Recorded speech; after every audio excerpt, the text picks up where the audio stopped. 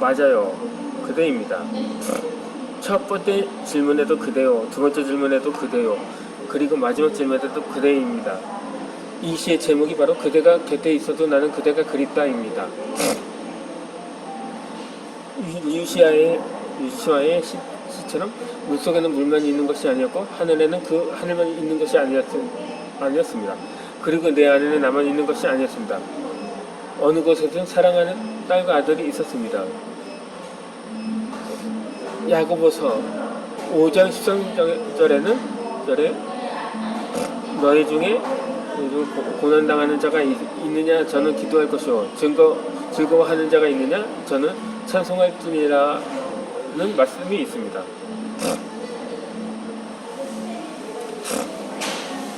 일일 여성추라는 말이 맞는 말이었습니다. 매일 기도하지 않으면 이겨나지를 못했습니다. 어느 날 아침 교회 지남을 읽는데 걱정은 하나님과의 거리를 멀게 하는 것이라는 멀구가 있었습니다. 아이들에 대해 걱정한다고 해서 멀리 있는 내가 어떻게 도와줄 수 있는 문제가 아니었습니다. 차라리 우리 아이들을 하나님께 맡기고 나에게 맡겨진 학교 업무에 충실하는 것이 현명하다는 생각이 들었습니다. 이날 이후로 아이들에게 대한 걱정이 많이 들었고 힘들 때마다 기도했습니다. 어느 날 퇴근 후 집에서 쉬고 있는데 영어 교수 이송희 선생님에게 전화가 왔습니다. 선생님 힘들죠? 그래서 제가 전화했습니다. 제가 노래 불러드릴게요. 힘내세요.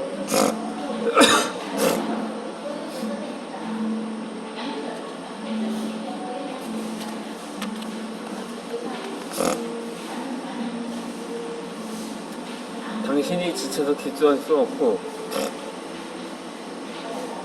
눈물이 빗물되어 흘러내릴 때 주님은 아시네. 당신의 약함을 사랑으로 돌봐주시네. 누군가 널 위해 기도하네. 내가 홀로 외로워서 마음이 무너질 때 누군가 널 위해 기도하네. 가늘고 예쁜 목소리가 전화선을 타고 내 귀에 들려왔습니다. 선생님의 노래를 들으면서 난 점점 목이 메어왔습니다. 내가 걱정되어 전화해주고 노래까지 불러준 선생님, 나에게 큰 감동을 주었습니다. 이 참여를 보낼 때마다 지금도 이송림 선생님이 생각난다고 합니다. 난 아이들이 보고 싶으면 성경에서 이사야 49장 15절의 말씀을 읽어 내려갔습니다. 여인이 어찌 그 전 먹는 자식을 잊겠으며 자기 태에서 난 아들을 긍휼히 여기지 않겠느냐. 그대는 혹시 잊을지라도 나는 너를 잊지 아니할 것이라. 그렇습니다. 인간은 혹시 있을지라도 하나님은 절대로 잊지 않으신다는 말씀이 얼마나 힘이 되는 말씀인가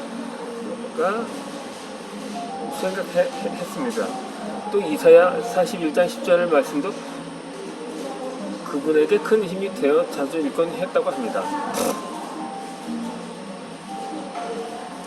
두려워하지 말라. 내가 너와 함께 합니다. 놀라지 말라. 너는 새 하나님의 편입니다. 내가 너를 거칠게 하리라. 참으로 너를 도와주리라. 차후 나의 의로운 오른손으로 너를 붙들리라. 두 성경 구절은 내가 극복할 수 있는 가장 큰 힘을 주었습니다. 첫 가을을 맞이해 태극기를 떨어져 있는 낙엽을 지우면서 이 낙엽을 몇 번 지우면 우리 아이들과 같이 지내야 되니까 생각했습니다. 아이들과 떨어져 있었기 때문에 주말마다 왕복 10시간 열차를 타고 다녔는데 3년 때는 1998년도에는 더는 버틸 수가 없었다고 합니다. 그해 여름 재림연수원에 가게 되었는데 전국 사육교사들이 모인 자리에 선포했습니다. 내년에 발령이 나지 않으면 세풀을 나겠다고 선언을 한 것입니다. 이 선언은 하나님께 드리는 간절한 나의 기도였습니다. 그 후성으로 하나님께서는 나의 기도를 들어주셨고 다시 아이들이 있는 곳으로 와서 근무하게 됐습니다. 이사야 43장 1절에는 1절 말씀입니다. 야곱아, 너를 창조하신 여호와께서 지금 말씀하시느니라. 이스라엘엔 너를 지으신 이가 말씀하시느니라. 너는 두려워하지 마라. 내가 너를 구속했고 내가 너를 지명하여 불렀나니 너는 내 것이라. 이렇게 고향에서 와서 10년을 근무하고 그리고 다시 경기도 서울 삼육 고등학교로 발령이 났습니다. 물론 나 혼자 가게 되었습니다. 10년이 지난 아이는 16살이 되었는데도 경상도에서 아이와 떨어져 있을 때와 똑같은 마음이 또 생각이 시작했습니다. 아이가 그렇게 컸는데도 왜 그때 아픔이 또 되살아날까? 중3의 세월이 되었는데도 왜 새벽에 아이를 떼어놓는 것처럼 또 그렇게 지내게 되었습니다. 새벽에 눈 뜨면 또 무릎을 꿇고 기도하기 시작합니다. 이렇게 날마다 난 자동으로 무릎이 끊어졌습니다. 간절한 내 기도 덕분에 경기도에서 2년 근무하고 다시 축전도로 돌아왔습니다. 아들이 고2에 고등학교 2학년에 올라갈 때 내가 발령을 받고 내려왔으니 고3까지 2년 동안 함께 생활하고 아들은 대학에 입학했습니다. 이렇게 내 인생에서 힘들 때마다 성경 말씀을 보면서 기도로 극복해냈습니다. 히브리서 4장 12절에 이런 말씀이 있습니다.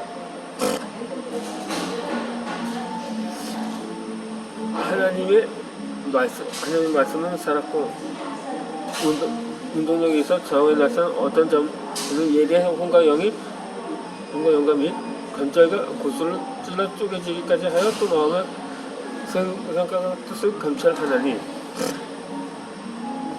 하나님 말씀은 놀라운 치유의 능력이 있었습니다. 육체의 고통뿐만 아니라 마음의 고통도 치유해 주셨습니다. 하나님의 말씀은 살아있고 운동력이 있기 때문입니다. 위대한 신앙은 큰 시련을 거쳐 만들어진다고 찰스 스톨전이 말했습니다. 나 또한 아이들과 떨어져 지내면서 더욱 기도하게 되었고 이때 신앙이 힘써 깊어졌습니다. 이 땅의 모든 어머니가 자신을 향한 마음이 나와 똑같겠습니다. 생각하면서 교실에 앉아있는 할머니는 더욱 사랑으로 지도했습니다. 이 학생들은 모두 귀한 집 자식들이요 손자들입니다. 그래서 어떤 여학생은 딸 같았으면 어떤 남학생은 아들 같기도 했습니다. 학생들도 나의 마음을 읽었는지 몇몇 학생은 나를 엄마라고 불렀고 몇 명의 학생은 천사라고 불렀다고 합니다.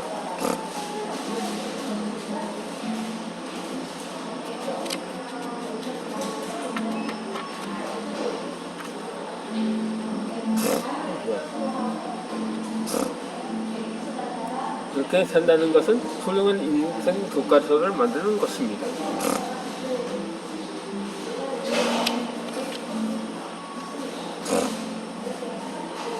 영혼은 사랑으로 성장합니다. 마야 안젤로는 만약 당신이 당신의 가슴 속에 홀에서 사는 사람을 도와주려고 하는 마음을 발견할 수 있다면 당신은 인생에서 성공한 것이라고 말했습니다. 2015년 12월 6일 일요일 김장하기 위해서 친정부모님 댁에 세 자매가 모였습니다. 가까이 사는 언니 하나 그리고 멀리 경기도 성남에 사는 여동생이 있었습니다. 배추 절이는 것은 부모님이 하셨고 배추 속에서 넣을 절은 언니가 하늘에 와서 다 준비했다고 합니다. 그 저자는 머리에 스키 할 때 썼던 빨간 모자를 쓰고 절인 배추를 헹구기 시작했습니다. 헹군 배추는 물에 빠지도록 기울여 썰어 넣었습니다. 엄마와 언니 그리고 여동생은 양념으로 배추를 버무리기 시작합니다. 여자 내시안이 빠르게 진행되었습니다. 난 배추를 헹구면서도 혼자 사는 외손친 생각이 자꾸 났습니다. 가봐야 하는데 어떻게 계시나. 내 머릿속 온통 외삼촌 생각에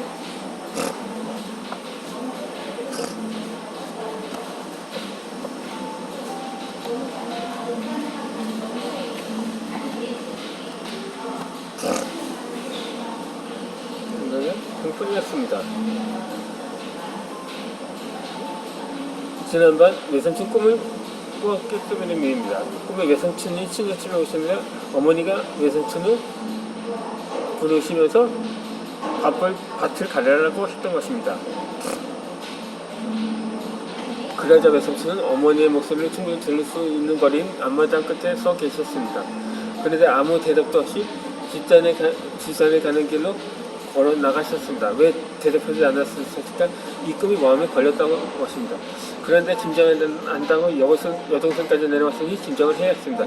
김장을 마치고 찾아뵈었어야 하는데 힘들다고 그냥 집으로 가서 쉬었던 것입니다. 월요일이라도 찾아뵈었어야 하는데 다른 일이 있어 찾아뵙지 못했습니다.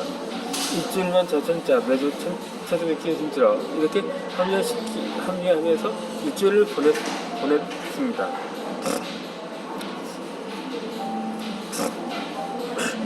그날은 일요일에 친정집에 들렸다가 외삼촌 뵈러 간다고 하니 어머니가 차 있으니 나도 같이 다녀와야겠다고 하셨습니다. 어머니와 같이 자동차로 30분 거리인 외삼촌 댁을 방문했습니다.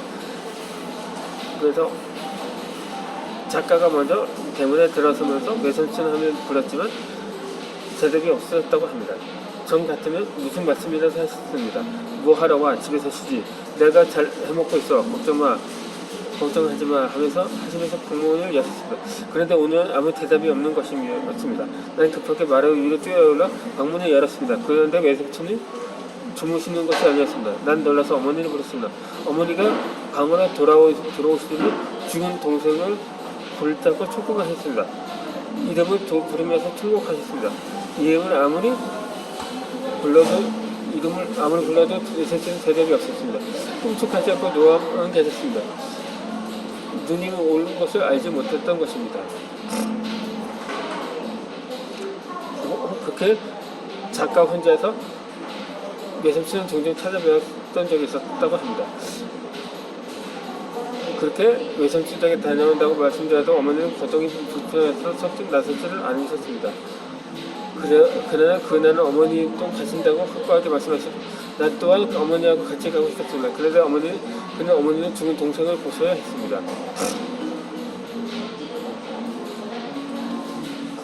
그 후로 정신을 차리고 112로 신고했습니다. 경찰에 도착해 박 수사관을 뒤따라왔습니다. 그런데 신고한 날을 임박던 당사자를 조사하기 시작했습니다. 요즘 세상이 매우 험하니까 그럴 수도 있겠다는 생각을 들었습니다. 오름을 삼키며 조사에 의했습니다. 조사가 길지는 않았습니다. 그렇게 외삼촌은 산으로 가셨고 어머니는 동생을 앞으로 서셔야 했습니다. 어머니가 놀라서 통곡하시는 모습이 지금도 눈에 선했습니다. 외삼촌의 죽음에 대해 궁금해지기 시작했습니다. 돌아가신 모습만 보았기에 어떻게 돌아가셨는지 매우 궁금했던 것입니다. 병사로 이미 처리되었지만 그래도 고령 경찰서를 찾아갔습니다. 혹시 사살의 흔적은 없냐고 질문했습니다. 경찰관이 나를 안정시키는지 사살의 흔적이 있다면 대개 입안과 목에 있는데 저는 발견되지 않았다고 했습니다. 지병으로 돌아가셨을 것이라고 했습니다. 그렇게 외삼촌의 삶은 마감되었습니다.